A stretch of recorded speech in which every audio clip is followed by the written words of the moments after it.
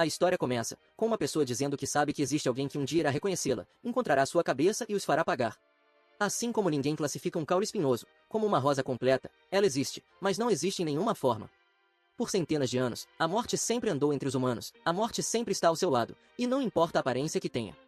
Uma mulher em coma olha para a pessoa que parou na sua frente e falou sem forças que seu filho está a caminho, e pediu por só mais um minuto por favor, mas a pessoa sem cabeça apenas a observou em silêncio.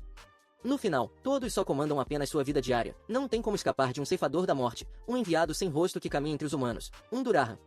Uma criança caminha felizmente levando flores para sua mãe doente, de repente ele olha para o lado, e sente uma pessoa passar do seu lado, alguém escondendo seu rosto.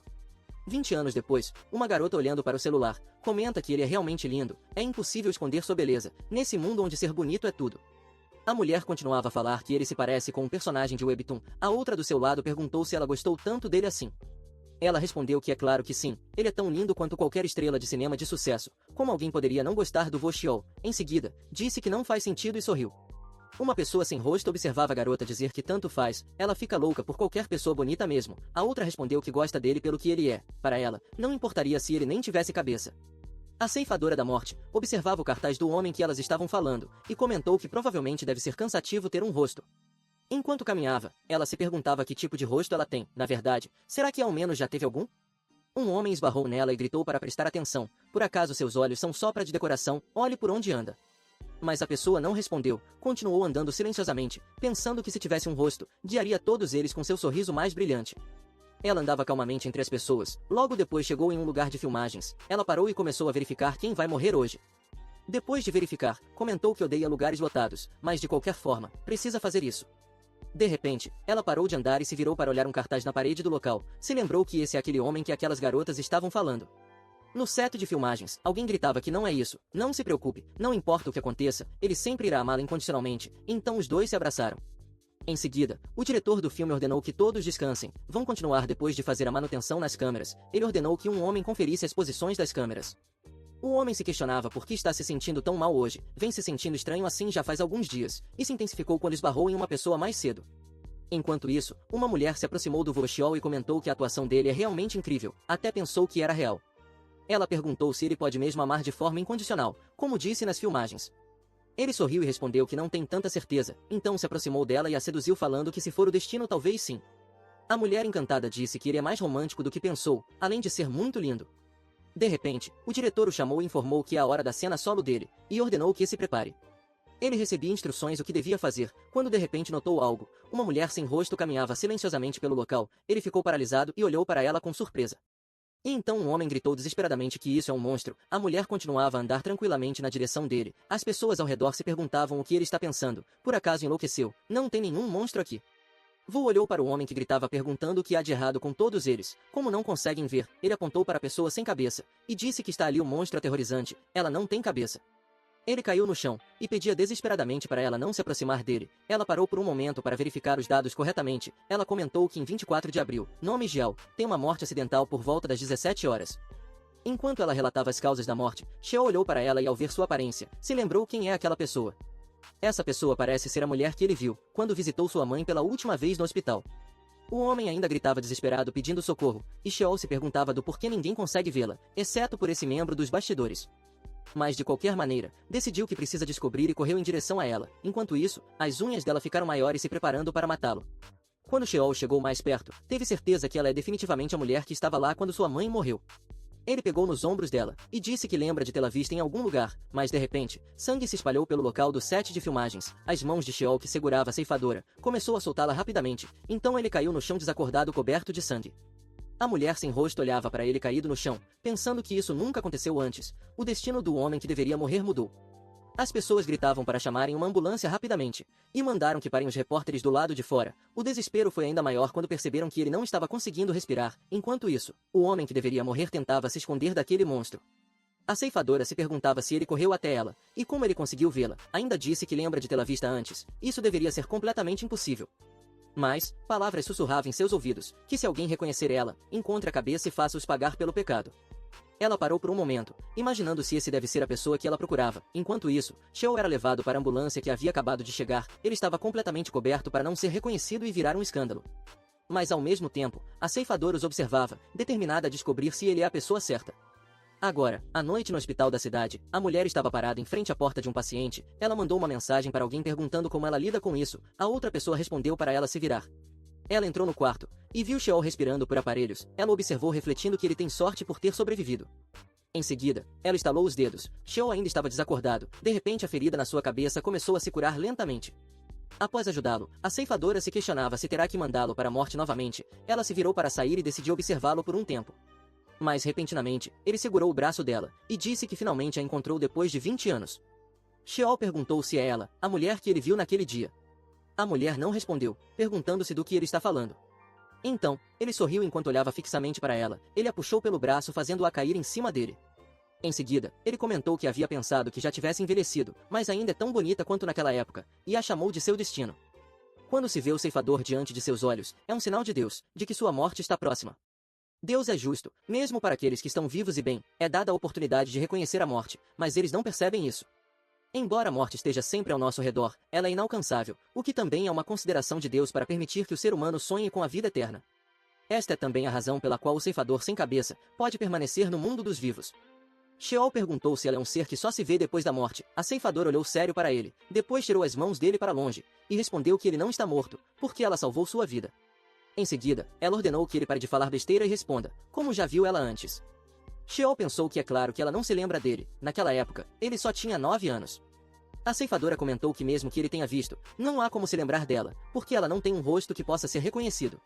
Sheol perguntou então por que ela salvou, ela ficou pensativa, refletindo o que dizer, logo depois respondeu que foi porque ele foi o primeiro a se lembrar dela. Sheol perguntou se ela se lembra dele, mas a ceifadora exclamou que se é verdade que está vendo, então agora mesmo, ela poderia matá-lo como bem entender. Ele pegou no braço dela, e disse que não é como se as pessoas não quisessem ver ela, é que elas não podem vê-la, e perguntou se não é verdade. Ela olhou para Sheol com nojo, quando ele falou que se perguntava por que ninguém estava olhando mesmo sendo tão bonita. Em seguida, Sheol comentou que tudo bem se não lembrar dele, porque o importante é que ele se lembra dela, e não importa que ninguém mais consiga ver a sua cabeça, porque aos olhos dele, seu rosto é claramente visível e palpável. Nesse momento, ela ficou surpresa, se perguntando se está dizendo a verdade, mas então, ela percebeu que no momento que ele a tocou, podia conseguir sentir a sensação no seu rosto. Olhando para ele, ela refletia que nunca sentiu isso antes, pode até conseguir sentir o calor das pontas dos dedos dele. Esses olhos a encarando fixamente, esse garoto provavelmente consegue vê-la, mas ela ficou com raiva, porque humanos são tão arrogantes. A ceifadora deu um tapa na mão dele, e questionou como ele ousa tocar, sabendo quem ela é, e mandou ele sair de perto dela. Ele pediu desculpa, e disse que apenas queria mostrar, e quando olhou a expressão dela, perguntou se só ele pode ver isso também. Com uma expressão serena, comentou que é uma pena, ela está muito fofa agora. Sheol se aproximou dela repentinamente e informou que ele é famoso, então não pode fazer nada que o destaque, em qualquer situação, tem que sempre ter cuidado. Porque sempre sente a sensação de que tem alguém observando, mesmo quando está sozinho. Ele a puxou para mais perto dele, e com uma voz gentil e doce, disse que sente que poderia ter coragem de fazer tudo por ela. No dia seguinte, a ceifadora entra no departamento dos ceifadores e avisa que está de volta. A mulher da recepção chamada Mary, dá boas-vindas e pergunta a Arya como foi hoje. Arya se sentou e respondeu que hoje está extremamente movimentado. A assistente exclamou que sim, por causa do incidente envolvendo ela, e questionou o que acontecerá com Nangial, que sobreviveu daquele incidente. Arya respondeu que ele está vivendo, além de seu próprio tempo de vida. Em seguida, ela tirou o capuz e perguntou a Mary, se a propósito, ela consegue enxergar o rosto dela. A mulher respondeu tristemente que não os vê há 300 anos e pediu desculpas, por ainda não conseguir ver. Arya cruzou os braços e disse que tudo bem, enquanto se perguntava por que, de todas as pessoas, por que aquele garoto consegue. Mary perguntou então se ela veio por causa do Sheol, que morreu no lugar daquele cara. Ela respondeu que ela o salvou, e ela mesma cuidará disso, então deixe de lado. Preocupada, a mulher comentou que isso pode virar um problema. Olhando para ela, questionou se tem certeza que isso pode ser deixado de lado. Arya não respondeu, ficou silenciosamente olhando para o celular. Mary pegou as papeladas rapidamente e informou que entendeu e vai fazer isso por ela. Enquanto pensava que já que o rosto da Arya não está visível, não consegue adivinhar o que ela está pensando, ela estava olhando a informações sobre Sheol, que informavam que ele não corre mais risco de vida. Agora no hospital, Sheol estava deitado na cama descansando, refletindo quem diabos é aquela mulher. Ela definitivamente não é humana, e deve ter vindo com um propósito. Mas ele não esperava que ela a empurrasse para longe e fugisse correndo do quarto daquele jeito. No dia seguinte ele foi informado pelo doutor que todos os vestígios dos ferimentos do acidente desapareceram, é um verdadeiro milagre. Então Sheol se perguntava do porquê ela o salvou e depois o abandonou. Não parece que ela o salvou porque se lembrou dele. De repente ele pensou que não é possível. Ele sorriu animado perguntando se por acaso ela é sua fã. Um homem chegou e perguntou do que ele está rindo sozinho. Sheol respondeu que aconteceu algo engraçado. Em seguida, comentou que ele parece ter envelhecido mais em apenas um dia. O homem resmungou que é tudo culpa dele. Ele perguntou se não sabe o quão chocado ficou quando viu ele sangrar do nada por todo o corpo, pensou que tivesse morrido, e disse que ele deveria descansar bem, já que a programação foi adiada de qualquer forma.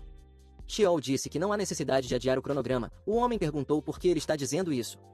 Então ele respondeu que vai se aposentar. O homem gritou, exclamando que diabo está falando do nada.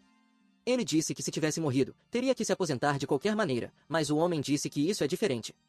Porém, Sheol comentou que conheceu a pessoa que esperava encontrar depois de se tornar famoso, portanto, não precisa mais deste trabalho. Ele olhou para o homem, e avisou que se algum dia ele pensar em voltar vai ligá-lo, então não precisa se preocupar. O homem perguntou se ele sabe que se rescindir o contrato agora, seu financeiro vai ficar em ruína por causa da multa. Sheol respondeu que sim. O homem exclamou para ele pensar bem, ele é uma super estrela, mas ele apenas pensava alegremente na mulher que viu no dia anterior. Depois de um tempo, a porta do seu quarto de hospital abriu, Sheol percebeu e olhou fixamente para a porta. Enquanto se arrumava comentou que pensou que não ia mais vê-la e perguntou como está. Arya não respondeu a sua pergunta, olhou para ele com olhos frios. Então ele disse que a preocupação dele de não poder mais vê-la no futuro já se foi, mas a ceifadora continuava a ignorá-lo. Ele se levantou e chegou perto dela, e disse que é bom vê-la de novo, e agradeceu por ter vindo visitá-lo. Arya mandou ele parar de conversa fiada e vai direto ao ponto. Ela falou que precisa que ele ajude a encontrar a cabeça dela.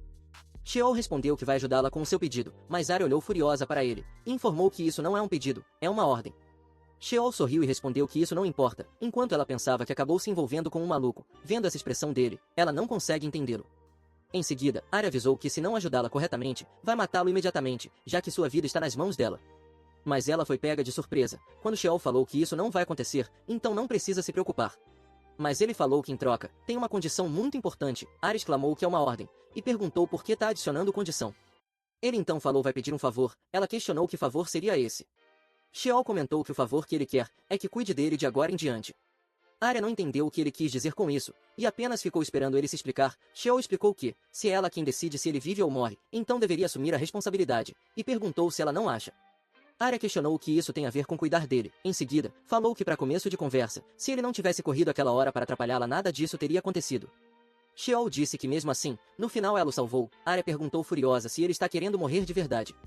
Mas ela foi surpreendida novamente, quando ele respondeu que ela não pode matá-lo. Ele chegou mais próximo dela, e apontou para o seu olho e disse que, como ele é o único que pode vê-la, então sabe que precisa dele.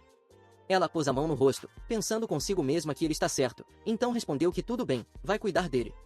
Ele sorriu e agradeceu, em seguida pegou no braço dela, e avisou que então vai ajudá-la. Arya perguntou o que diabos está fazendo, e mandou soltá-la. Mas de repente, ele a puxou e saiu correndo do hospital. Ela pediu para ele parar e questionou aonde estão indo.